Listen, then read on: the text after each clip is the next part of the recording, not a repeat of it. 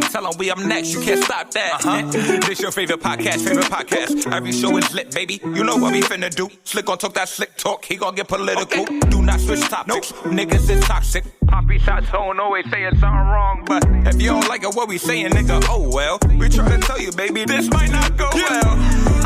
This might not go. Hey, that's it. One take. We're not even doing it again. Keep that. That's the one. Welcome back, ladies and gentlemen, to another episode of This Might Not Go Well.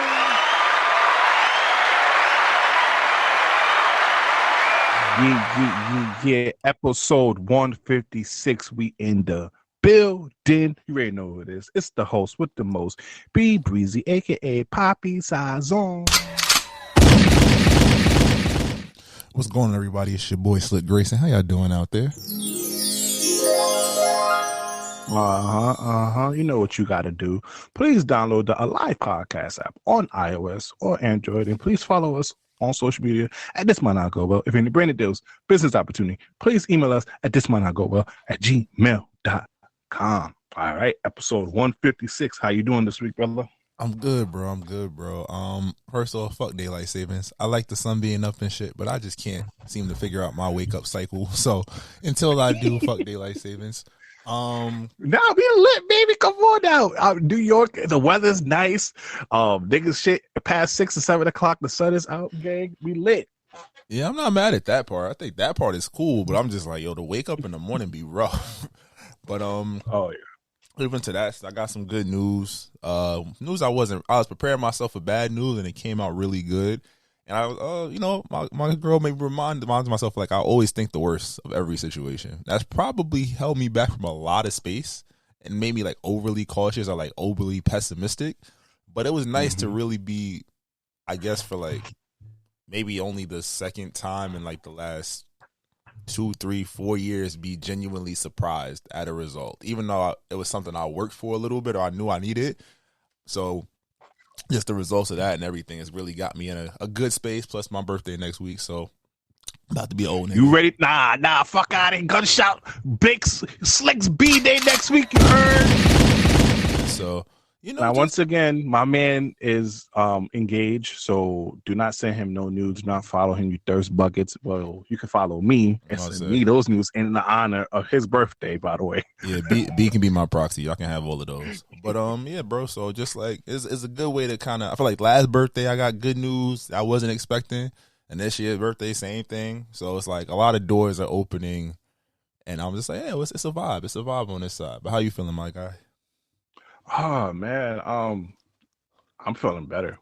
I don't know if I'm like, what's that word when you like, when people like think they're sick because they've been told they're sick but they're not really sick. Oh, that shit. That's like that. The not placebo effect, but I know what you're talking about. Like the shit. Yeah, like, yeah.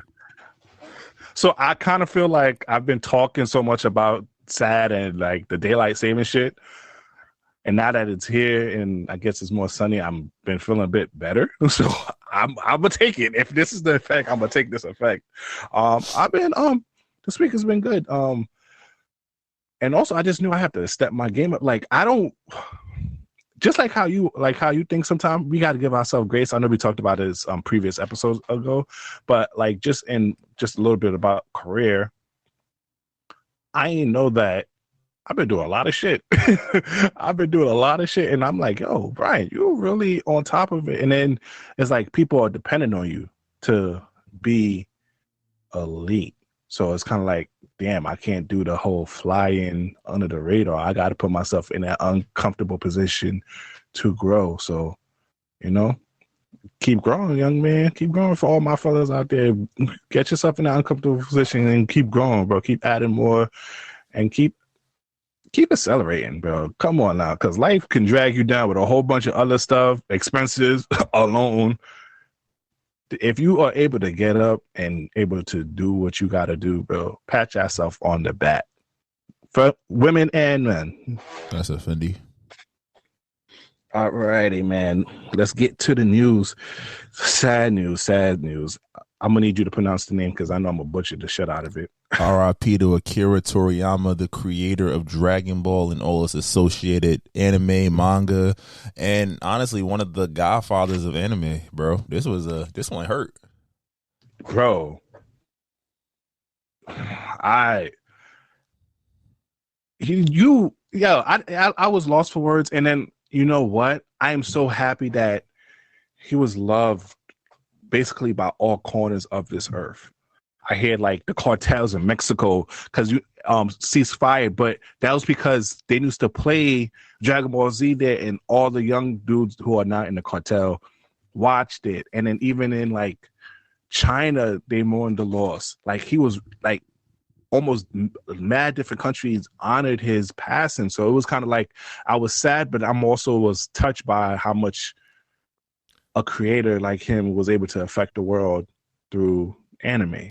Bro, it's crazy because it's like, again, we said we came up in a generation where it wasn't cool to watch anime, but then everybody liked Dragon Ball. Nobody ever fronted on Dragon Ball. That's the one. If you say anime, for people that's non-initiated, like that's where it starts. And I think it's just the beauty of the storytelling. It's not the greatest narrative. Like we all know, we got our memes. Goku is shitty dad. Vegeta got little man syndrome. Gohan should be the best. Like, but everybody got a Dragon Ball story. We all had the games. We all used to come home after school and watch it. Yo, we used to watch fucking Toonami, and it was on Saturdays. Man, even now the games is crazy. I got the bootleg version of the shit when they unlock all the characters and all that other stuff. Dragon and Ball. You had like, yeah. Bro, so I think it's just one of those things. Like any nigga, I don't. Most of if we friends, I talk about Dragon Ball. I don't care. I would leave a party to go watch a new movie or a new episode. So definitely, even though we lost him at age 68, the impact of his art is still felt. And I think it's dope that before he left, he saw how important he was because Dragon Ball had a revival. He brought a new series back. He got another series about to drop. He found a protege who's been doing the artwork for the actual manga for Dragon Ball Super. So it's not the end. And even if they decide to, in his honor, stop where they are with it and do like little in between stuff, it's like they filled in a lot of gaps for us. It's dope. So definitely is RIP to Mr. Toriyama, and thank you for just creating something that I think for me it was that empowering. Just that was my childhood, legitimately, and everything else kind of spiraled from there. So shout out to Mr. Toriyama for just leaving behind a wonderful legacy.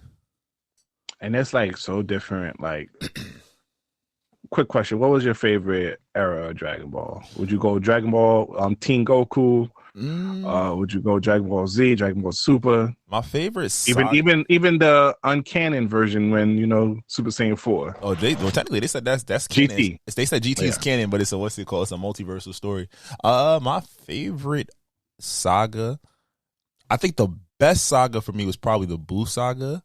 But my favorite plot was like just the Cell games because that Gohan's my favorite character in anime. So the fact that I got to see him like get his power and like really go hard but still make mistakes.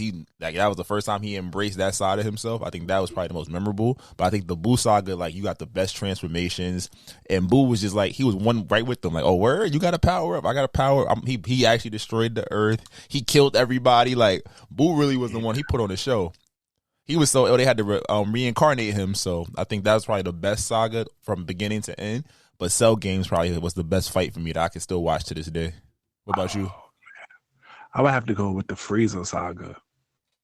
And it was more so for Vegeta. I always had a soft spot for Vegeta because I just felt like he was so misunderstood, and he just had a lot of pressure of just trying to carry the pride of the Saiyan race. And then when he died, but before he died, he gave that emotional speech like, this is the man who basically blew up and killed our whole legacy. Kakarot, you gotta avenge us, sort of thing. And that's when Kakarot turned Super Saiyan. Like, nigga, I cried. But I don't care, nigga. What? Wait, when he killed Krillin? Oh, he violated Krillin. Krillin died every arc. Krillin died every other arc. That's why I just be like, damn, nigga, you died in Dragon Ball. You died like twice in Dragon Ball Z. Died in GT. Only thing he didn't die in was Super, I don't think.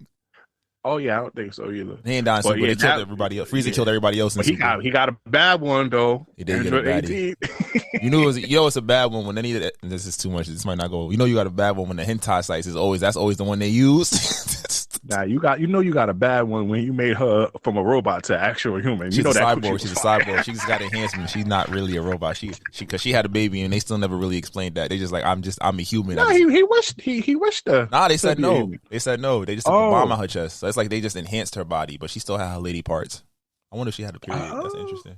That'd be stupid. And then also I would give a special shout out to the Dragon Ball Super Saga when that Ultra Instinct was fire. I think that was a great addition to just one of the versions of Goku. Yeah, and also we got to talk about the drip.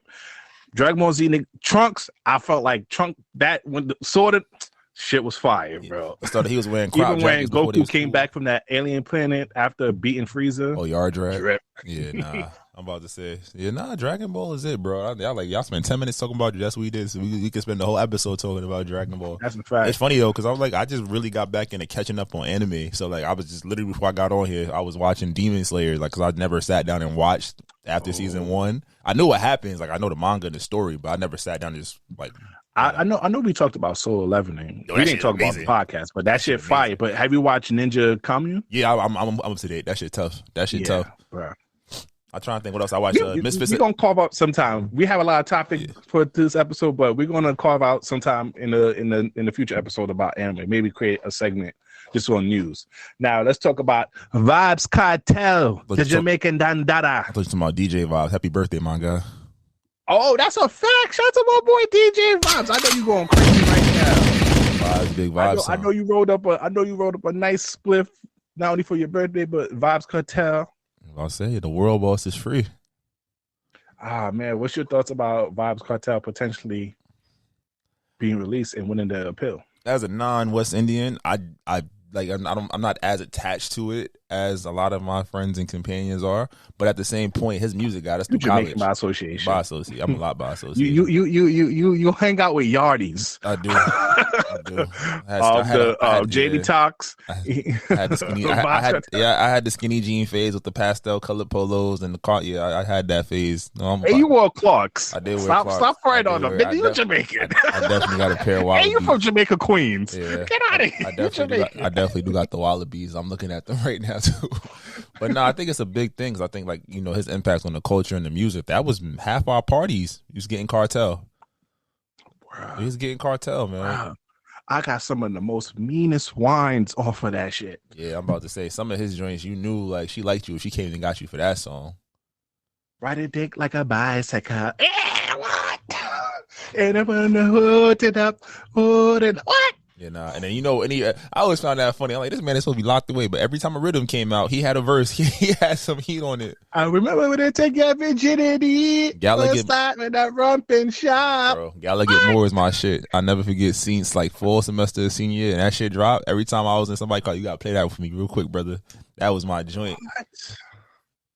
So definitely shout out to him. Shorty's wines. Oh man. Bring back the armory. If you know, bring back the armory. I'll say people don't dance no more, bro. It's all TikTok dances, little twerkity twerk, and then dance by yourself. Yeah, niggas shaking hips now. Niggas ain't doing all of that shit. Not bad. All right, on to the next news. Power. Apparently, this cast didn't know this, but Star's CEO said this is going to be the final season of Power. They're splitting it up to 2 parts. Well, everybody was shocked at this announcement. But we weren't the only one. The cast was shocked too, as they said that they wasn't informed this was going to be the final season. After 4th season, Power Ghost would be over. What's your thoughts? Well, I mean, I read the article. For one, I think that is an expensive ass cast. I think that's what they said. They said it's a lot easier to pick a couple of characters and roll them into. He just announced Power Origins, right? So you think about Raising Kanan's about to come up on his 4th season next year. So you say after that season, they transition to Power Origins. You keep Kanan on. You take out some other players, and now you start with a fresh young cast that you can pay off. I think Power Book 2 Ghost had like Mary J. Blige, Method Man, Tariq, Shorty from Everybody Hates Chris, the kid. Page. Yeah, it's people that they got little names to them, so you have to keep paying them. And the longer shows go on, and then the more notoriety they get, the more you got to pay people. So they probably figure, we could figure out a way to make Tariq's story bigger, because there's no way that nigga staying at Choke. At whatever school he at. You feel me? So it's like we start a new show. These people, you keep them on as like regular as guest stars, or you get a new cast, get them in a new situation.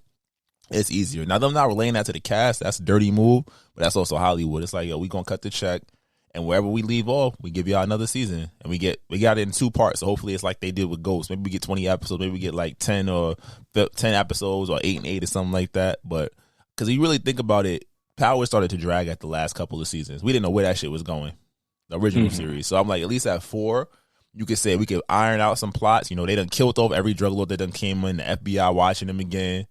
Tariq trying to get his bread. So if this ends with Tariq getting his money and then building his empire or whatnot, you rock with that. Or, you know, we get a time skip, we get an older person to play Tariq, and we see what that looks like in the future. Does he make the same mistakes as his father? I'm good with that. You know what? I think what happened since they announced Origin, Ghost come back at the end of the season. And tell us his story? Yep. And then that's how Origin starts. That's what I'm thinking is going to happen. Origins is a smart move because I'm just like, yo, that's the one thing that's wait. Oh, yeah, because people was asking about that in Raising Cain. I'm like, yo, when you going to start bringing Tommy and Ghost in that's that how shit? they presented it. They was like, yo, we going to do the joint. And then we never seen them because Kanan is not even really Kanan yet. He ain't really catch no real bodies for real yet. Mm-hmm. So I think they got to develop that. I think Kanan might get 4 or 5 seasons, but they do 4 for Kanan. And then it's like, are you transition to Origins when now he's one of the characters and not just the main character? It can make sense. I can see that. Only thing I know is Tariq better kill every motherfucking body. Mary J. Blige, definitely kill Bobby Brown. What's his real name? Nigga Kane, I forgot who. Oh, Woody something. Woody, yeah, that's the only nigga that he need to kill, and he needs to kill Alex. Even though I love her, I love you, boo. I don't want you to die, but you gotta die in that show because you ain't shit. I want him to kill everybody. If that'll end it off like that, season is trash in my book. It's just gonna be Tariq. It's gonna be Tariq and what's his name and Braden. They're gonna be all alone with the bread and figuring out how they can move it. That's what it's gonna be. All right. Did you see the Oscars? I saw who won. I knew Oppenheimer was about to take most of them joints. So that's a fact. I didn't even watch it. I didn't really see it though, but I only saw just John Cena coming out naked shit and everybody linking into Illuminati. I mean, he had a dick rag on. Ritual. He had a dick rag on. If he would have dropped the car, you wouldn't have seen nothing. He would have looked like a Kindle. What's your thoughts about that? Like, niggas is over here. Do you really think he did that just because it's part of the ritual? But I'm like, for John Cena, he's been on for a long time. He's been successful. Even in the WWE, he's still regarded as one of the best ever. I think that I'm 50-50. Do I believe that Hollywood that you do have to do certain things to maintain your status, and like just pure talent and sales won't make you the biggest star you can be in Hollywood? I totally believe you do have to do certain things. I'm not going to necessarily say that is a full-on Illuminati thing, but it's also like, to your point, he's known in one realm. He's gotten a lot of opportunities to do a lot of movies, award. He's hosted the ESPYs before. He's doing a lot more now, and I think that to do those things, you have to put yourself in some compromising positions. And I think that's in a lot of professions. You do sometimes, you know, you can stand 10 toes down, and they put that glass ceiling on you. And you show you'll do some of the wild shit. They give you a run. I'm kind of in my little Illuminati rabbit hole right now, so I don't want to go too in depth. But I definitely we get the tinfoil hat for you, Mike. Yeah, but I definitely could see it as something like he's making these moves, and it's like if he is getting more serious roles, if he's getting more opportunity, you're seeing him more places. Like, I'm not surprised, but it also ties into the movie he's in right now too. The Ricky Stenicki, I watched it, and he does some wild shit in that. Like, he's naked, he's in dresses and shit like that. So I think just because of the Cat Williams interview too, is something he's been like that in all his roles. What's that white comedian, that white female comedian that nobody really likes? Amy Schumer. That guy. Yeah, she was in that movie with Shorty. He was acting crazy too. I'll take your dick and I'll break it with my teeth. Yeah, that shit was hilarious. Wow, that's. I'm like, his discography isn't too bad. Like, he's very successful. Like, but it's like, to be taken seriously. With a bag. Think about it though. There's a certain line where you get to do like The Rock. I'm not saying he's not, like, again, super talented, but he had a niche, and then all of a sudden he was the biggest actor in Hollywood. And you're like, nigga, when did this happen? Oh, yeah. You feel me? I'm like, because this nigga was in the Fast and Furious series. He was in Bumblebee, Suicide Squad. Suicide Squad had his own show on HBO, Peacemaker. Gets into a lot of comedies. Still getting a WWE bag. And he does a lot of voice. Which I didn't know he did. He does a lot of voiceover shit. He was in Mortal Kombat as Peacemaker. He was in Teenage Mutant Ninja Turtles. I seen that.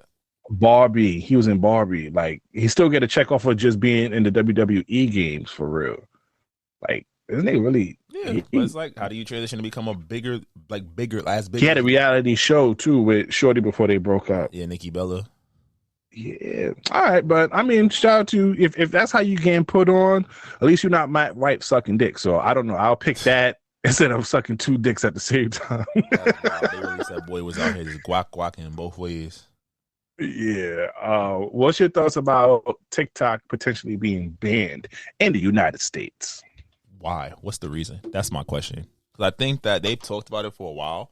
Somebody had a perfect tweet. They was like, yo, it's so much happening. Prices, rent, shit is people with good jobs living check to check, just trying to keep up with what's happening.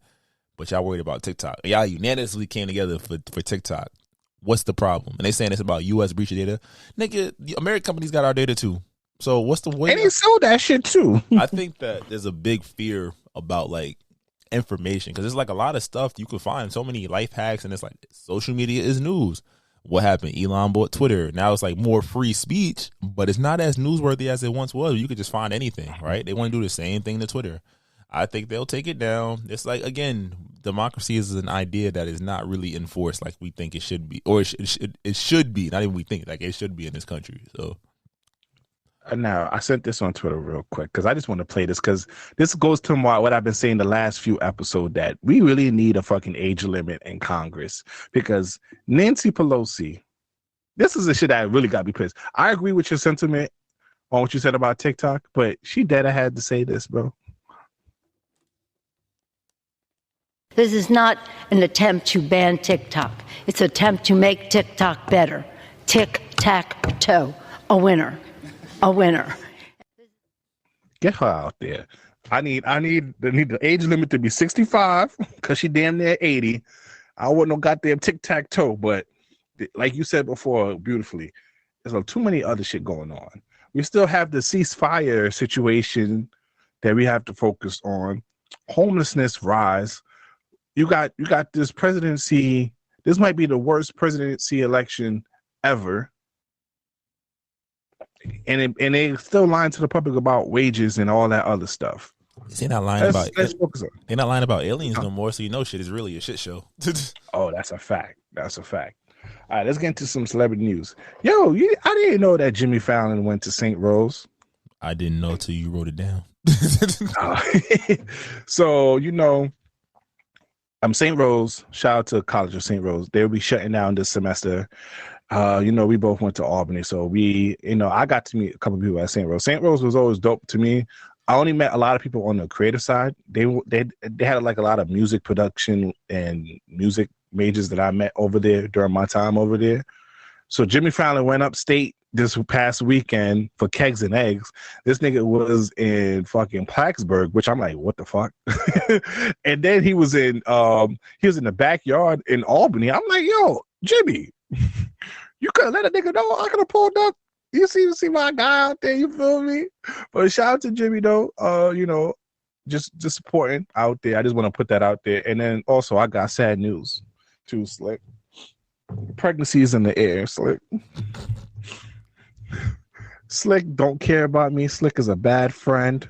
He don't fuck with me because he had to ruin my night by sending me this god awful post showing that Vanessa Hudgens is pregnant. I was just letting you know about your baby. I mean, you can still be with her. You just gotta wait a couple months and for the stitches to heal. You want me to be a stepdad? I'm the father that stepped up. Sometimes you gotta step up, bro. It's okay. You know that. It should have been me, Slick. I've been hoping and praying since Thunderbirds. You ain't go outside. That's your fault. You ain't found her. I've been hoping and wishing, man. Yeah, hey, dog. I'm sorry. When she broke up with Zach, I was like, yes. Then she got her ass with Austin Butler. Nigga been with her for mad long, and then you start fucking with this baseball player, and you let this nigga not only marry you and knock you up. When I'm right here waiting, I know you was mad because you didn't even respond to the DM. You didn't text me. I was like, what? Because I was like, yo, there's negativity on my phone. I was like, ain't nothing worse than finding out the love of your life is pregnant. I was trying to help you down. I already had to deal with Kehlani over here being pregnant and having a child. But that was like because she wanted a baby. That wasn't love. Yeah, and also the nigga that she had the baby with was like I don't even know, a binary non-binary. Yeah, guy. The binary. So they're not. I don't know. Yo, shout out to the LGBTQ plus a community. I love y'all. Don't cancel this show. They gonna cancel you. I didn't say that. Love y'all. Shout out to him. So it was different for when she got pregnant because it wasn't really love. She just really wanted the kids. I'm like, all right, I could step up, but Vanessa looked like she in love. She glowing and shit. Yeah, All right, you gotta go to Dykeman. I ain't gonna lie. I feel like in my next relationship, I might have to put her in a headlock just because I'm like, yo, you had me dead out here single for mad long, dealing with the ghetto-ness, and you had like, where the hell you been all this time? Like, he was out here getting dick. Fuck you. You feel me? Like you had me over here jaded and shit. You was over here living your best life getting dick. Out here sucking dick in fucking Mexico and shit, huh? That's like, crazy. That is a wild story. Like posting throwbacks. If you went to Mexico, don't skip this shit on. Nigga, you posted one. Hey man, don't judge. And also, I want to give congratulations to Cash Doll. She's pregnant with another kid, and also Joey Chavez or whatever her name is. 3 kids by 3 different millionaires. You go, girl. Hey, get it how you live. She ain't going broke. Bow, Future, and Trayvon Digg. Do your thing, baby girl. Do your thing. Let's go into your boy, Ye. What's going on with him? This nigga go number 1 and he start wilding out, saying fuck everybody. And then you want to say fuck. You see? I was off you. You see? Now you got to get the gunshot ready for me, Slick, because I was off him. I wasn't saying I was rocking with you. I put two songs on the album as my song of the week. And then you want to say fuck Drake, nigga? Fuck you, Ye. And fuck Pusha T. I know he ain't had nothing to do with this, but still fuck him though. Okay. Fuck Pharrell. Fuck the state of Virginia, because y'all both made. Now fuck vultures and fuck vultures too, nigga. You alone on that island. That album fire.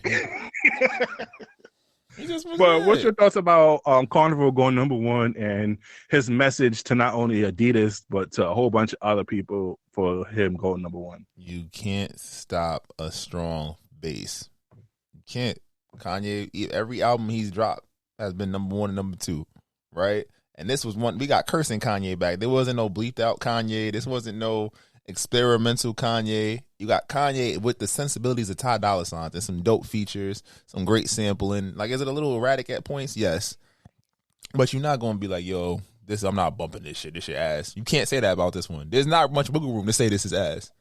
And then to the point of like the rant and shit like that, I think he just was frustrated because, like, again, like I said earlier, when it came to the John Cena incident, talent doesn't always win out in Hollywood. You could have talent, you could have a fan base, you could be the best of your craft, but if you are not accepted, people will look at you like like you're an outlier. It doesn't matter, right?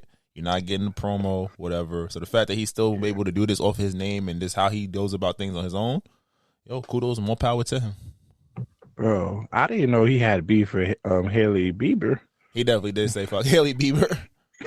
And then he said, fuck every Christian I watch me have my kids taken away.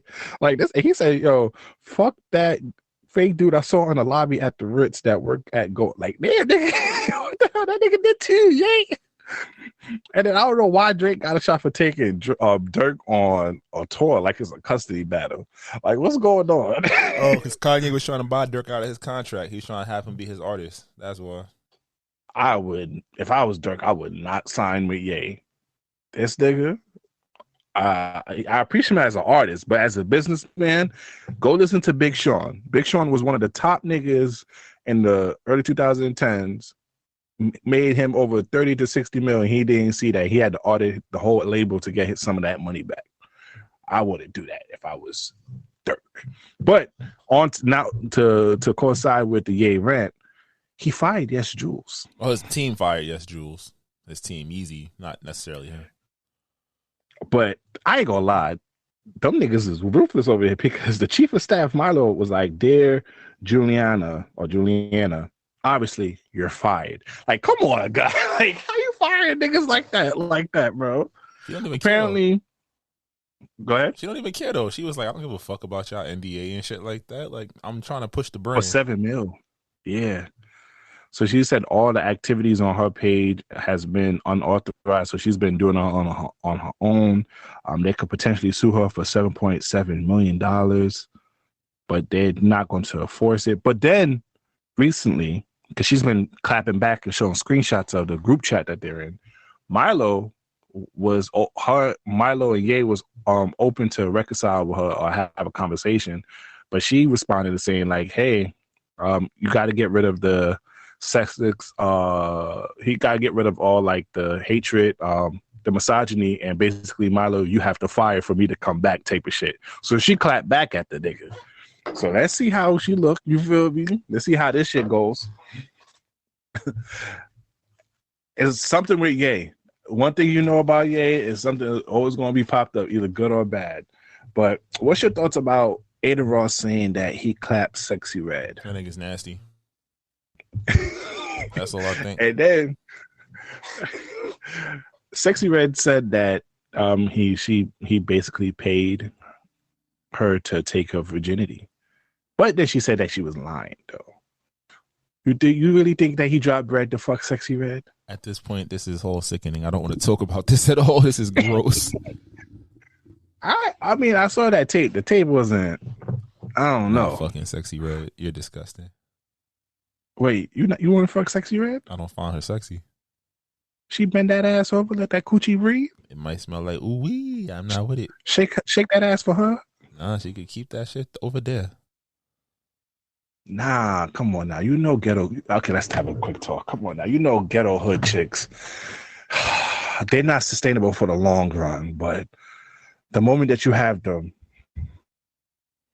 you'd have to catch me on that's the ghetto spits. They gonna talk shit back to you. They gonna like. I don't like that. She gonna say on blood when she gonna talk. You know what the shits. Nah, I don't want to deal with that. That just sounds like a fight. I'm good. I'm okay. I will gladly stick to. You could talk about her tattoo while you hitting it from the back, like, oh, what's you? I don't want. No, all right, let's go to the next. I'm on the island by myself. I see it. Yeah, that's how you try to get rid of the white girl allegations. You gonna fuck Sexy Red? You nasty. Oh, that's crazy. Hey, if I fuck Sexy Red, hey, I'm gonna not hear I'm a Winter Soldier. I'm gonna not hear that. I'm gonna not hear that because hey, I went there. For bets. Who gonna be my song of the week? Signed to OVO on an EP deal. What's your thoughts on that? If it's just an EP, is that a W move? If it's just an EP deal, I think it is, because I think that with the way Drake and them do music for EPs, say what you want about the albums that his artists be dropping, them initial releases them niggas have is always fire. Now the promotion might not be as strong, but for artists like Forbats, where it's like he's got millions of listens and streams on Spotify monthly with only 3 songs, I think you put him in a room with like a Drake, a P&D, a Division, a 40, Majid Jordan. They could add levels and layers to kind of give him a sound and push the sound. Because it sounds like some OVO shit, if we being honest. Yeah. It sounds like some OVO shit. So I'm like, you got the soft voice with like the different synths and things like that in the record. I think you put him with that production as an EP in this current way that we consume music, it'll work. I'm glad it's not a long-term deal because I just don't think OVO does a great job of developing long-term artists. They become niche artists. Like Division is an R&B group, but they haven't been able to kind of even take like a top spot in that space. P&D is dope, but he drops few and far in between projects. Majid Jordan makes good pop music, but again, it's like you have to find them and rock with them. You find OVO artists and rock with them. You don't necessarily like people in. And that's why I wanted to ask you, because Joe Budden was talking about how this is a good look for Drake, even though he still get flack for that, for just jumping on waves, but that's how he maintained his longevity and be inspired. But they also said that not a lot of artists is, so the debate that they had on the Joe Budden podcast was, after these artists get this look from Drake, their career kind of stalls, fall. what's your thoughts on that? Because I feel like that's not necessarily Drake's fault. Like, yeah, it's a trade-off. You keeping him relevant while you're getting promotion and getting looks on a grander stage, but he's not responsible to keep you hot. Now you on a big platform. It's yourself, because I'm thinking about some of the artists that he gave a look to that kind of fall, like Black Boy JB, McConan, who else that he gave a look to that you could kind of say kind of like fell off a little bit. Smiley. Yeah, but Smiley signed to OVO though. That's different. And I think he signed Smiley off with some, street shit. Because there's no way in hell you thought that nigga was talented like that. But only really people that really kind of like benefit from the Drake look, only thing is the Migos, to be honest with you. That's true. Versace Medusa had on me like I'm Illuminati. But my whole thing about that is like, it's not Drake's business to continue promoting these guys after he do one song with them. But I feel like for Four Bats, I hope this is not the same situation. And now that he's signed to the label, now it is Drake's responsibility to keep him high. So we'll see how it goes. Just speaking of Party Next Door, new P&D coming out. What's your thoughts? You excited? Because I know you're a big Party fan. Yeah, I read his Billboard story, and he's understanding like, what happened the last couple of years, like with the music output. And then we get music, sometimes the projects don't sound like what we expected. Like, so the fact that he said he took his time, he's kind of gotten back into the space of like, all right, I'm really going to curate this. I need this to really sound proper, like being that perfectionist model. I'm excited. And the two songs we got last year, Resentment and what's it called? And Her Old Friends. Them shits go. So I'm like, this should be all right. He lost some weight too. Like that nigga looked like he ate Party Next Door. Yeah, no, he definitely got a little huskers, but it's okay, man. I mean, maybe he said when I'm not making music, I'm in a relationship. So maybe that's what happened. If it's a remember what's it called? Savage Anthem. That nigga went stupid, bro. So facts. I understand wherever he coming from. I'm hoping like we continue the trend. He's dropping the Good Girl, a Good Woman single tomorrow. So let's hope that joint hit. All right. Let's get to sports news, man.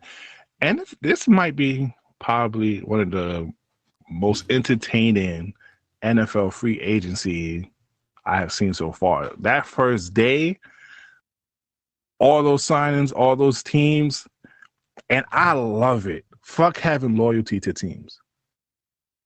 Because these teams don't have no loyalty to you. That's why let's talk about Saquon, because we from New York, and obviously the Giants is one of the premier football teams, or at least the most recognized, whatever.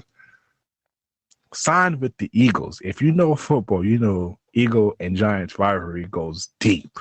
From Deshaun Jackson running that game-winning punt return and all that other stuff. What's your thoughts about Saquon signing? And then with Tiki Barber talking about you dead to us, you dead to me. Tiki Barber definitely quit on the Giants before they won the Super Bowl, so he could shut the fuck up. It sucks because it's like you going to a division rival. Niggas is talking about you going to Texas and you going down 95 to go be with the rival team. We going to have to see you twice a year. I mean, I'm glad he got his bread. Like, shout out to him. Like, great player. He didn't really get as a number 2 pick, they didn't really have the success that you would think, but they weren't ready for a player like that when they drafted him. So I can't fault him on that. He said himself he thinks he probably handled the exit poorly, but they should have paid him last year. So I can't be mad at him. That's what I'm saying. Because he's been trying. He's been trying. Yeah, it's not like he wanted to be a Giant. And now they playing all these videos like talking about how he said he wanted to be a Giant.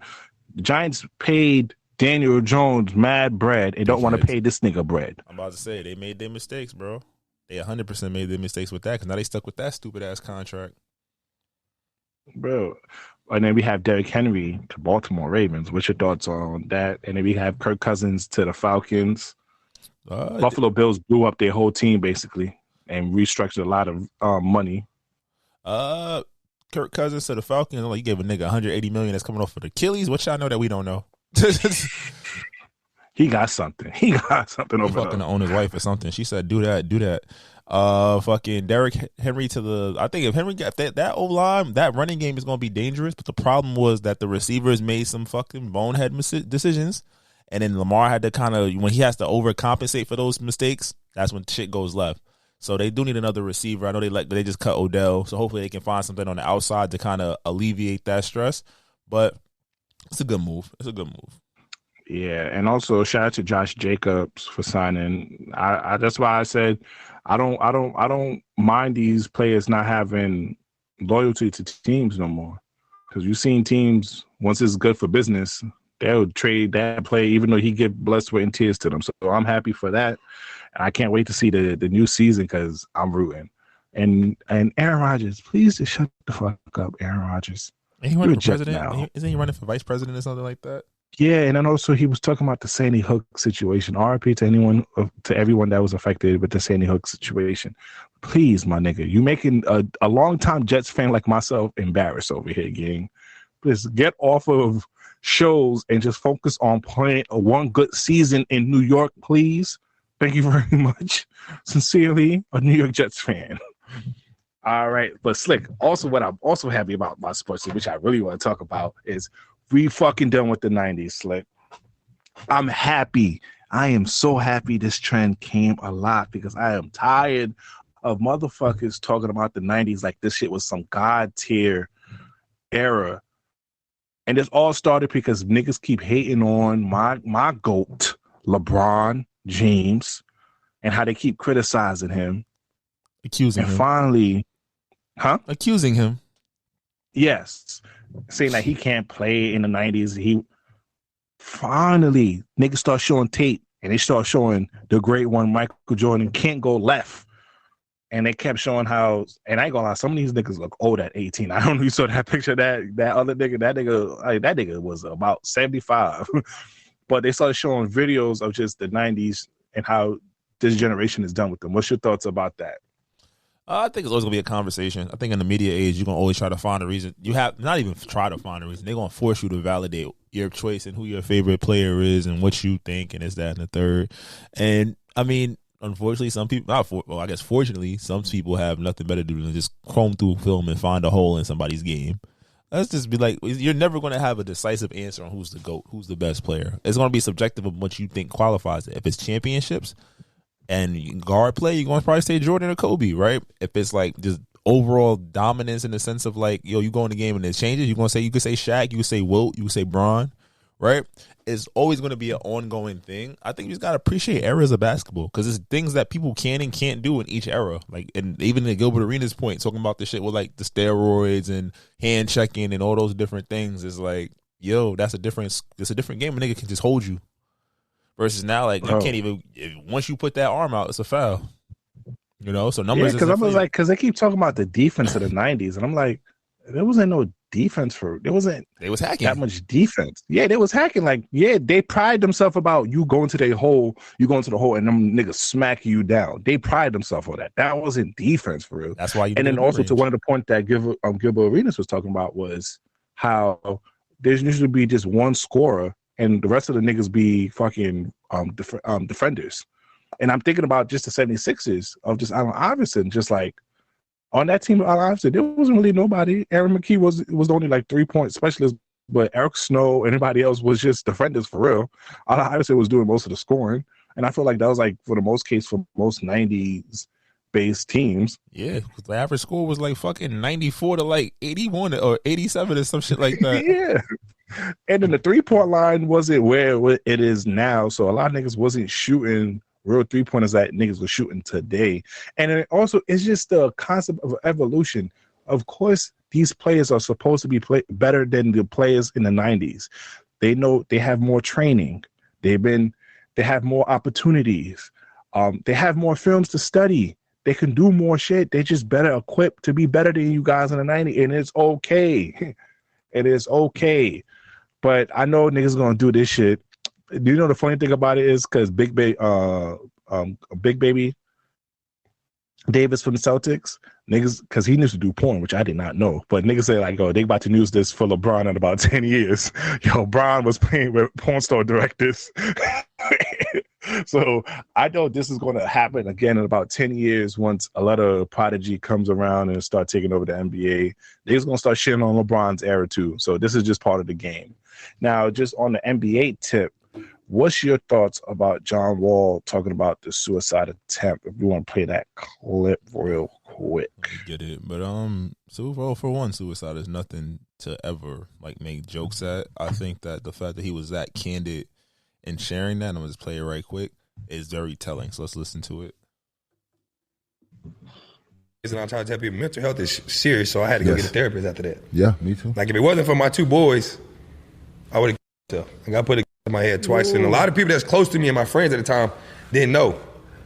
And not to branch off, but you know what I mean, like I had a video came out throwing up gang signs and stuff like that. That's when I was in my darkest moment, trying to figure out to find happiness. Go back though. You said you had a your head? Yeah, twice I wanted to commit, and I was like, man, if I take myself away from this earth, I'm failing my kids. Like, who's gonna be here to raise them? Yeah. You know what I mean? I wrote about it in a Players Tribune. I wrote a story about it. I gotta read I'm that. like, I take it away from them. That ain't fair to me. Yeah. You know what I mean? And I know I got to be here for them. Yeah, man. I think that mental health is, again, like you said, nothing to play with. But sometimes when life doesn't go the way you planned, the things happen and it's like you just can't get answers. Like, think about his case. He was #1 pick. Told he was the greatest thing since sliced bread since he was in fucking a freshman in high school. You get to the league, you got success, you getting teams to the playoffs, you know, you Mr. Dunking on people, you famous, you got your trademark sneaker deal, Dougie. Couple injuries, now you can't even stick on a team, right? People telling you overpaid and overhyped. You get on a team, you think you're doing something, and they don't want you. They tell you go home middle of the season. What does that do for your psyche when you aren't who they think you are? Think about just, we talk about the man side of this a lot. It's like you envision your life a certain way, you live your life a certain way, and some things don't go right. You know, you try to reconcile, you try to talk about it, you try to find ways, and a lot of times people don't realize in some cases how their actions or how the experiences that y'all share, how that can impact you and what goes through your mind. And when you can't get those answers, you can't find that peace. Sometimes the thought is, yo, what if I end it right now? And to him, luckily, he had his kids. So it's like you take a real selfish motherfucker to kill yourself and knowing you got your kids and your baby's not going to see you every day. So the fact that got him to a place where he can now kind of openly talk and explore his emotions and get help, that's important. And a lot of people don't know where that help comes from. And it takes a lot to go get help. And even when you get help, it takes a lot to be honest about why you need the help. And then it takes a lot even more to be honest with the people around you. Like, yo, I was going through this. Some people are like, nah, that can't be real. You can't feel that. That's no way. I know I did this, but that shouldn't have made you feel that way. Right? So it's just being very mindful about how you communicate and what you go through. And be careful how you treat people. And acknowledge that if you are only with or care or around somebody for the benefit of that they bring to your life, how would you feel about them if that benefit was gone? That's the realest shit. You potting. Yeah. You potting now. This nigga potting. That's the realest shit. Because it's like, if you gonna fuck with me when I got $3 or the same way you fuck with me when I got $300,000, then we cool. But if that 300,000 go to 3 and you out, I don't hear from you no more. Like, well, nigga, what if I need help from you? What if I need a space, right? Or it's like you always with the good times, but then we try to have a serious conversation about that one bad time, and then it's you shut down, or is you ignore it, or you shift blame and whatnot. It's like, all right, well, what am I supposed to do? Because there's no amount. It's hard to find the right amount of therapy and help to really address those issues. And we come on this pod every week and tell y'all we be in therapy. We feel a way about XYZ. We, have analyzed, we accept it. We've been hopeless. We've been trying to find ways to look and move through the world that makes us, not say want to be here, but allows us to give our spaces our best versions of ourselves in that moment, right? And everybody doesn't necessarily have that. Some people need to touch grass and don't have that opportunity. So I think it's just being very, very open with the people around you, and how do you do that? So I commend him for having that conversation and being able to say, yo, real shit, it was over. And my saving grace was XYZ. And he don't know how much just talking about that on a public platform is going to help the individual that probably not in that particular situation, but in their own situation, and they could go seek out the help that they need. I think you said it beautifully too, because I watched Girls Arena a lot, and he's talked about after he retired, you have to understand from a NBA player who their primary focus has been basketball since a young age. Some for 6, some 7, whatever. For them to finally make it to that point, and a lot of them don't know what to do after basketball is over. A lot of them, especially if it's been forcibly taken away from them, not that they chose it and made a plan. And then I hear often about retired players, once it's done, once they're out of the routine, because you got to understand, they've been in the routine for decades for some. And that is a whole adjustment. You got to refine yourself. But shout out to you, John. Well, I appreciate what you said and just speaking line about it. And also for all my people out there, yo, like Slick said, you could go seek therapy, but you're always going to seek yourself and just find that purpose to keep pushing, because dark times don't last. People do. All right. Before we end out the sports, real quick, Paul Pierce is rumored to join Undisputed. Him and Slick with LeBron's legacy. I think this might be A1, Slick. I think this might be A1. The hate LeBron club might grow, especially after the Richard Sherman situation. We still don't know what's going on with that. What's your thoughts about Paul Pierce potentially joining Undisputed with Slick? They just trying to find that right mix for Slick. I mean, for Skip to kind of get his shit right. So, hey, if it's Paul Pierce, do it. Fox Sports be shitting on Brown all the time anyway. So let's let it run. Let's see it. All right, let's get to our song of the week. If you listen to this on YouTube, please exit and preferably go to the Live Podcast app, which you could download on iOS or Android, or you can go to our Apple Music playlist or our Spotify music playlist and see our songs of the week. Fisherr. Oh, I like that swaggy shit. That was Cash Cobain featuring Ray Swag. For sure. All right. You can find our previous song of the week on Apple Music playlist or on Spotify music playlist, but that's not what you're here for. You're here for the people's choice, the people's favorite, Slick Drop It. I can be toxic, but so what? You gonna love it here. Shit, fuck is you talking about? We have fun over here. It's very fun here. And it's fun indeed. Welcome, ladies and gentlemen, to the Toxic Service announcement. All right, this week's TSA is sponsored by no one, but you can sponsor this segment by email us at thismightnotgowell@gmail.com. And we also don't got no special guests. It's just Slick and I holding it down this week. And we got some things to talk about, Slick. Now, the big thing that's floating around in the news is Dre and Michelle. We talked about pregnancy in the air earlier in this episode, but we saved this particular announcement for the increased debating on social media about Dre and Michelle Predator Act. If you didn't know, Dre, who is 39, is pregnant by NBA superstar, not superstar, just NBA star, Jalen Green, who is 22, which is around her son's age. What's your thoughts about the conversations that's been going on about Dre and Michelle? I think it's internet talk, but it's also it's a requirement, because I think that this is the primary example of like, yo, get the bag by any means. Because I can't say, I don't know them, so maybe it's not that I can't say, but my better judgment is going to say this is not love. You know, this is not, and he might feel it, but this is security. This is got you. Like, we're here, we're in it, because I just can't, for the life, I have a hard time when I see 30 and 20. So the fact that you say she damn near 40 and he barely 20, that's two different. She's lived almost two of his lives. Mm-hmm. And I think that's hard to understand and comprehend. Like, again, if this is something they discussed and, you know, more power to them, it's us against the world, by all means, do your thing. But it just doesn't sit right on the story. And I think that's just a tough sell, because it's like, it's cool to fuck an old bitch, but come on, you got her pregnant, bro. What are you doing? Where your OGs at? That's a fact. That's a fact.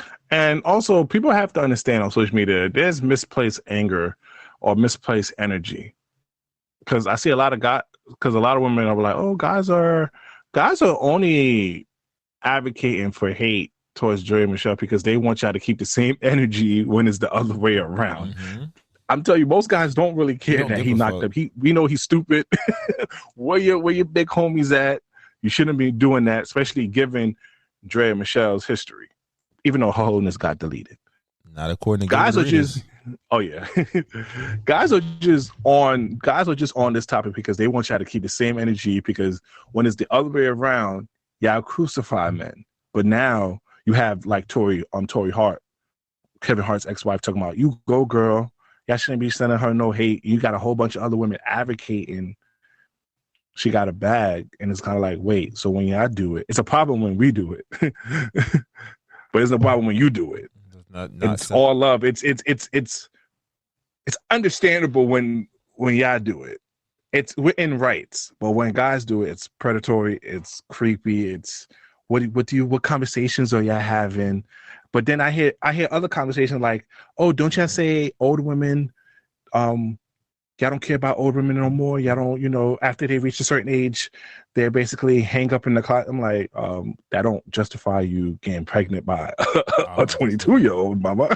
I was about to say, yeah, like, is the nigga probably checking for you? Not necessarily. If he can get a younger thing, but at the same point, again, we're not talking about dating and fucking. We're talking about a child being born.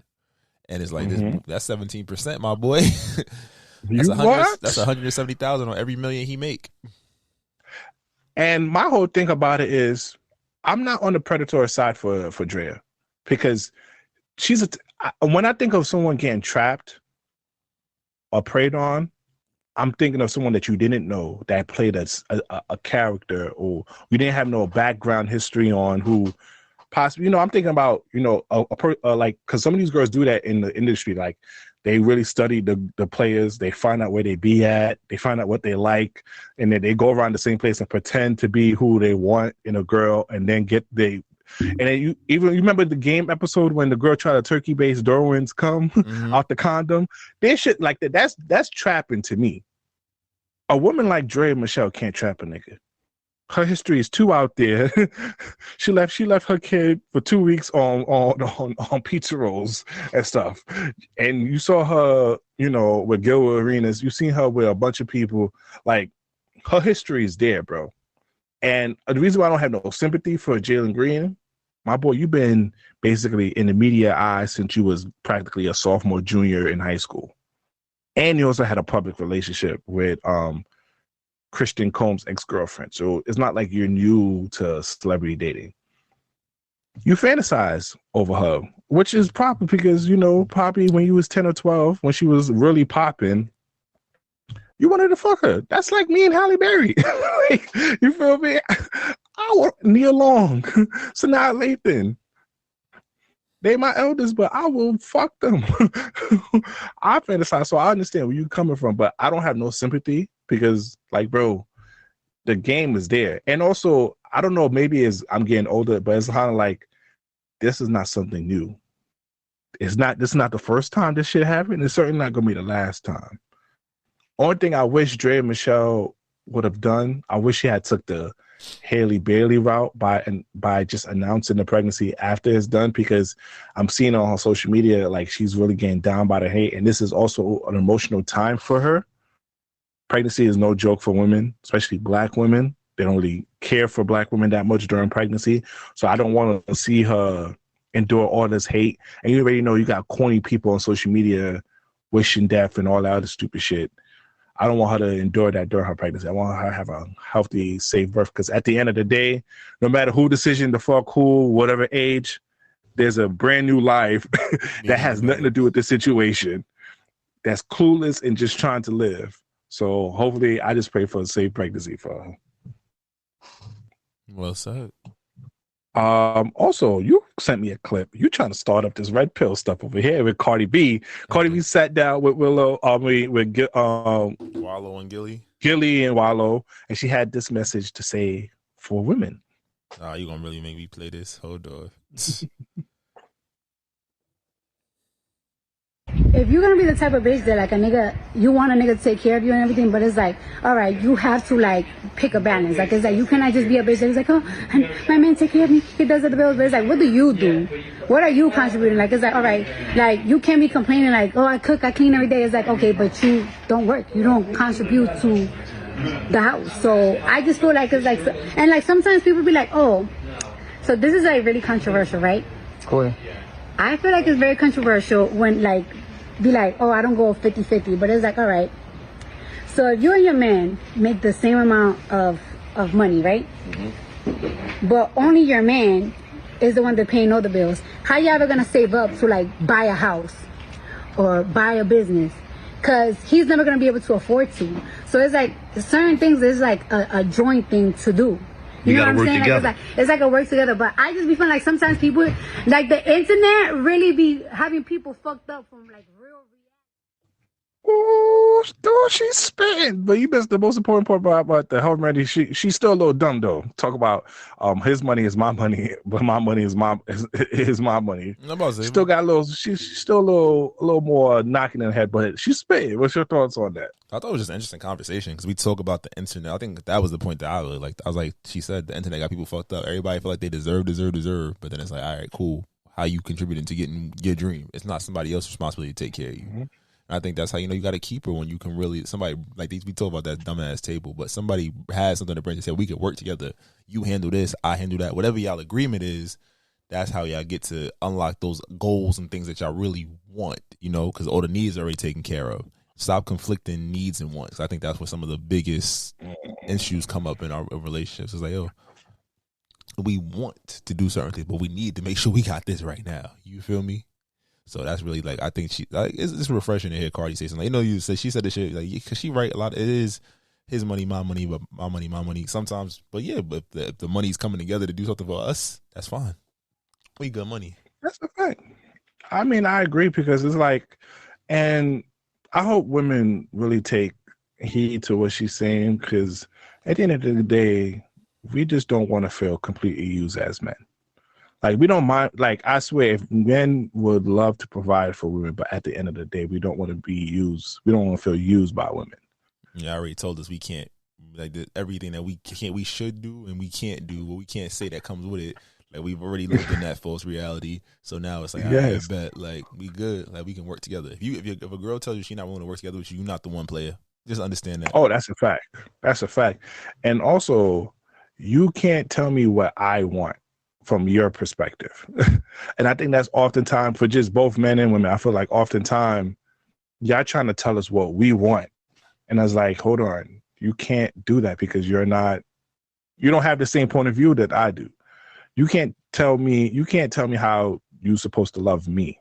I'm supposed to tell you how you're supposed to love me. And then we will come to an agreement on if this is something that you're willing to do. And I think, especially in this economy, I don't understand why. And then I'm not to go too deep in the Black History bag, but bro, did you not know, since after slavery, we've been doing a 50-50. That's why I'm like, I really be thinking not enough, and I'm not talking about just Black women. I don't think Black people in America understand Black history of this, how we historically have been doing 50-50 together. The government continued to destroy us, and this is the reason why we are where we at now. But for y'all complaining and talking about, oh, what you mean 50-50? We've been historically going 50-50 with each other. Do your research. Do your homework, like my boy J Main say. Do your homework. And also just got to give at the end of the day. Hey, I don't know what they told you about life, but life is all about giving and taking. And if you with a partner, you better be equal amount or someone's going to feel like they got the shitty end of the stick. That's a fact. Now, just speaking of just partnership and relationship, this nasty video, I don't want to say nasty video, but this camera person who took a footage of Joey Badass and Soraya, am I pronouncing her name right? Yeah. Of them having an emotional discussion really irked my soul. Because I'm like, bro, that was not the time to sit here and take video, bro. But I brought all this up just have a little more candid conversation. What's your thoughts about arguing with your partner? I think argument is okay, but it's not in public. I don't think I can. Me and my fiance probably in public. I think we've had one, maybe 1.5. Not even we've had like one where it's like it doesn't get too crazy, right? But I think public is never a thing. Like however you feel, you bring it to a private space, you figure it out. Talk about it. I think argument can be healthy because sometimes you have to say it. You can't sugarcoat everything. It's all about how you argue. Because do you argue with respect or do you argue to belittle and demean? Is that how you're going to get your point across? So I think for me, I don't ever want to dehumanize my partner. And I don't like being dehumanized. Once you dehumanize me or once you say something where it's like you just literally wanted to just get your shit off to try to justify what you wanted to say without even consider, there's no consideration in your words. You lost me. And it's hard for me to come back. Because or if I'm not feeling like I'm being heard, or if I say like, yo, this affect me this way, and they be like, but you did this to me. I'm like, hold on, you basically ignoring my feelings by reversing it about what we're addressing. My thing about arguments is if we're not addressing certain topics at that moment, don't bring in another topic, or I'm just going to shut down. I'm just going to like, all right, you got it. Like, because I'm clearly you're not listening to me, and clearly we're not going to come. You're gonna want to get your shit off, and want to be not quote unquote the victim, but you want to win this and not have no acknowledgement of your wrongdoings. And accountability is a big thing for me. I think I pride myself about being accountable, but yeah, go ahead. I think that a lot of that is like sometimes people need different time. Like I'm a slow processor of emotion. Right, so it might take me a little minute to really I've gotten down to probably like it could take me a day. I need a day to kind of reflect and think about what we just spoke about. If it does become heated, we gonna talk about it. But I need my moment to be like, yo, what? Like, yo, how do we get here? Then like really process what was said and how it was delivered and what the emotion was. But I think that even in the moment, it's like the consideration. Like I'm gonna try to give space until it's like you can't until you hit me somewhere where I'm like, yo, bro, like you're really not fucking listening to me. Or like you don't care about what I'm saying, and I try to do the same. Like if you feel like I'm not listening to you, I'm not taking your point. I want you to try to explain that to me, right? I think in that moment, even in layman's term, bro, like you got to like really have those combos. And I think that people are very different. I think relationship is not about ownership, but it is accountability. So it's like if your partner tells you they don't like something or something makes them feel a way, you got to take it. You might not like it, but you're not gonna like everything y'all discuss, but you have to kind of be like, yo, like. I get that. I can understand why that puts you in that space and why that can make you feel a way.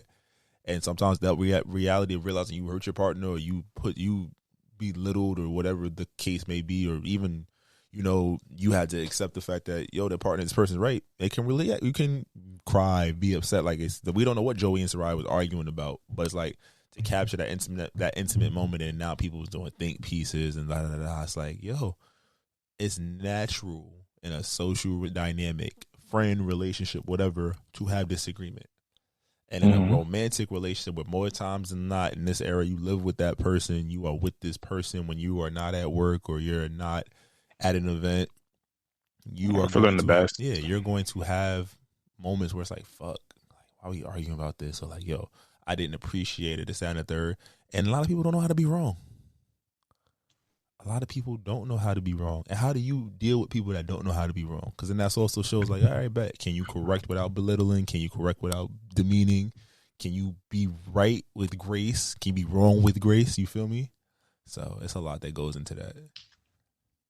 And also with me, with just arguing with the partner, I don't mind having arguments or having like intense discussion. One of my biggest pet peeves is arguing about the same thing. Now the topic, I can't argue about the same topic. Like if we argue about who just left the socks on that and that, okay, but then the next argument is about give me something stupid, like not opening the door or something shit like that. Saying two different topics, I'm okay with that. But if it's like if it's different scenarios but the same theme, I can't do that because it's like I'm a big conflict resolution type of guy. I need resolution to certain things and clarity and closure on certain stuff, because now if certain stuff if certain stuff starts to follow the same trend or the same topic, that means we're not working at anything and we're running around in a circle and we're not really growing with each other. That's offending. Oh, that's good. We could, it's not toxic. We're not going to talk about pussy squirts and porn stores and all that good shit all the time. You feel me? We got some mature shit. So maybe this year's toxicity moment might not be that crazy. Who knows? That's only March. Okay. Now this social trend, before you get to I choose one, it was a little funny, but also sparked a lot of discussion about the ghetto. But let's first answer this question. You, as a black person, what scares you? White people. Well, I think it's mostly about black folks. White people. Black people that marry white people.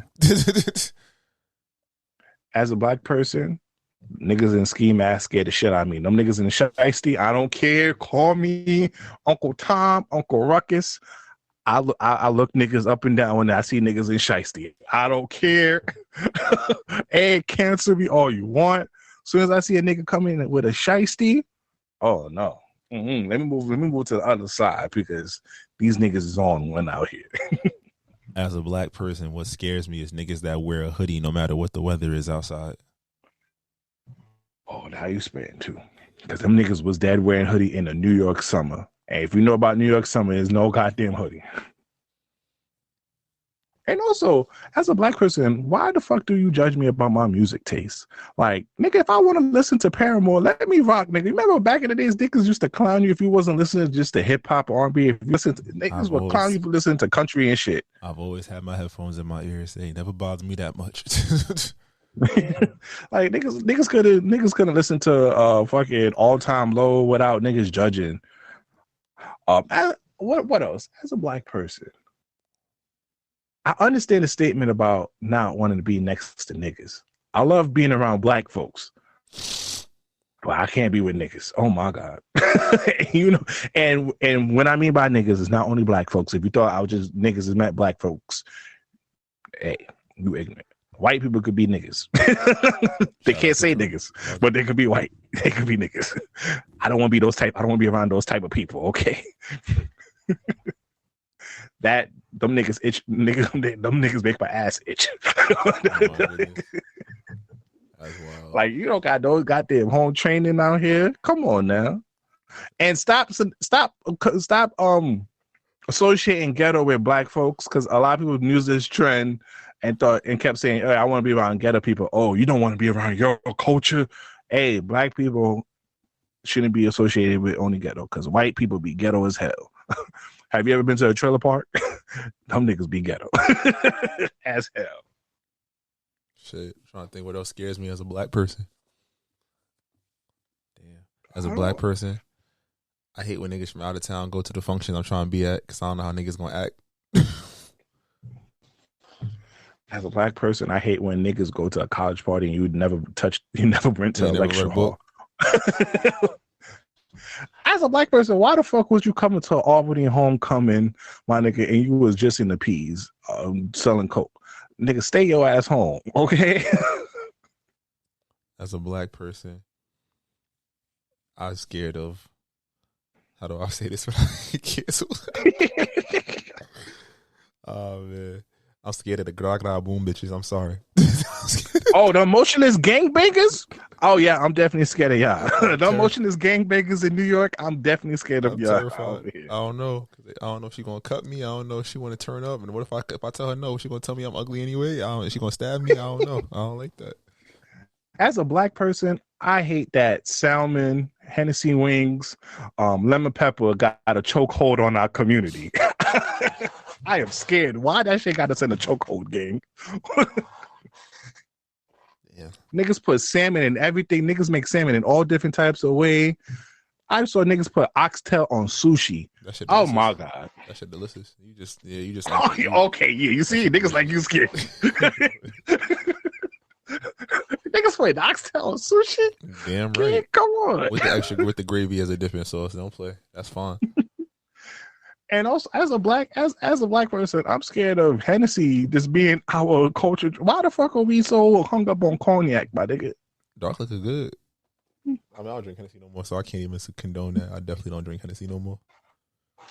Oh yeah, as a black person, I'm scared of niggas who got Chinese tattoos. Nigga, you don't got you don't speak a lick of Mandarin, my nigga. Or you don't even know nothing about Japan, but you got the rising sun on your back. I'm scared of them niggas. That's fair. That is fair. As a black person. And also, as a black person, I'm scared of making plans with niggas and niggas come on CP time. Nigga, that's not good that you're known to come 2 hours late to a function. I'm scared of you niggas. I want to get there when nobody there. We're talking about you fashionably late, nigga. No, you just late, nigga. You overcome 15, like you overcome with a grace time. Niggas can never plan. As a black person, we can never plan a trip or an event or a get together without allocating one. We got to lie about time. Niggas got to say shit starts at 8 when when shit starts at 9 to get niggas to come on time. Why? As a black person, it scares me when the hood people find out about the places we've been going for years. Oh, that's the one. That's the motherfucking one. Especially like vacation spots. That's why Miami shut niggas down. Yeah, niggas thought they was gonna go out there and find the oasis. No, you did not, sir. You should not be here. And, oh my God. What else? As a black person, I hate that. I'm scared. I'm scared of niggas who don't know how to drive right. Cause black niggas be speeding through the road like it ain't no goddamn tomorrow over here. I'm scared of you niggas. That is fair. We might have to keep this as part of the segment too, because there's a lot more. I'm gonna write some more down, and next week I'm gonna come with a lot with more on my list. As a black person, I'm scared that baby fat farm jackets had a hold on our black community, and hot Cheetos. I'm scared of y'all niggas. Yeah, if you eat hot Cheetos for breakfast, you a delinquent. Yeah, and I'm scared. As a black person, I'm scared of you. I'm scared of you people who was fighting at 8 a.m. for high school. Why the fuck was you so angry at the world at 8 a.m? Shouldn't have been talking shit. And as a black person, I'm scared of you disrespectful ass kids. Oh my God, I know you got to deal with that shit. But oh my God, what's with these little niggas now? No comment. Let's get to our choose one. All right, this week's choose one. Let's stay on the relationship theme that we talked about in this toxic topic. Would you rather have a partner with a bad temper or a partner who never takes anything serious? Like she beat me? Like what you mean bad temper? She beat me? Like all right. Your shorty tells you I don't take the chicken out the freezer and she bad. Yeah, and she's like, yo, why the fuck you never take the this is why I can't fuck with you. You never want to fucking listen to me. Yeah. Now you gonna want me to sit my ass to make you some goddamn chicken, nigga. Fuck out of here. That type of shit. Yeah, or then the person who, when you try to have a serious conversation, babe, can you make sure you pay that bill on time? Oh, babe, make sure I pay the bank, we pay it too. That type of shit. Which one are you choosing? I want the non-serious bitch. That she sound funny. But when you really try to talk some real shit to her, like imagine if y'all was trying to shoot, if it was a shooting at a spot, and you're like, yo, babe, we gonna duck down. We're gonna run to the car. Tell me what your life insurance policy is. You rather have a partner who takes that serious? Don't you fucking argue with me about everything? I don't care that much. So you're gonna be mad. You gonna beat me because I would literally not care. Nah, if you good and you listen, you good. You know what I mean? It's just that when she's annoyed, she might curse you out. Yeah, no, I'm good off that. I'm straight. You've been dealing with New York women all your life. I know. You done met a girl with bad temper. Okay? Have I dated a girl with a bad temper? Nah, because I'm not serious. I don't give a fuck. I'm like, all right, cool. I'll play my game. I'm gonna get quiet. All right, you got it. You gonna feel like an asshole. I don't want a girl who's gonna mock me, or if I'm trying to be real serious with her, she gonna that shit gonna be cool until when you really gotta Okay, she over here was driving a boat with niggas in the club, and you was like, "Nah, you broke my bound. You crossed a boundary of mine." What you mean I crossed a boundary? Like she started making jokes about that shit. Got boundaries now. See, look, I'd have punched her face. No, you see, look.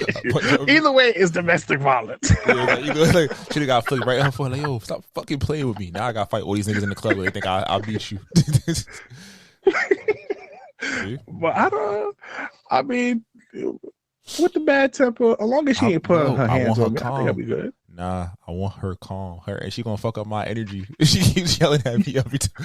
Like, nigga gotta walk around the house without stepping on eggshells. Yeah, no, fuck all that. Yo, just I don't care. You don't care. Just you ain't do it. I bet I'll find someone who will. That's it. This with I think I'm with you because the partner who don't take nothing serious, I'd be like, I just gotta make sure nothing serious happened, or just let her get hit by a car or something. Like she don't want to follow my lead. Like, yo, if they start shooting and you want to play around, hey, baby girl, I'll put up a GoFundMe for you. I must say, now you Christopher Reeve. You can't even move. Look, stupid. Should have listened.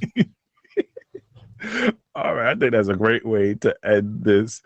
Thank y'all for joining us on this audio journey. Please download the Alive Podcast app on iOS or Android.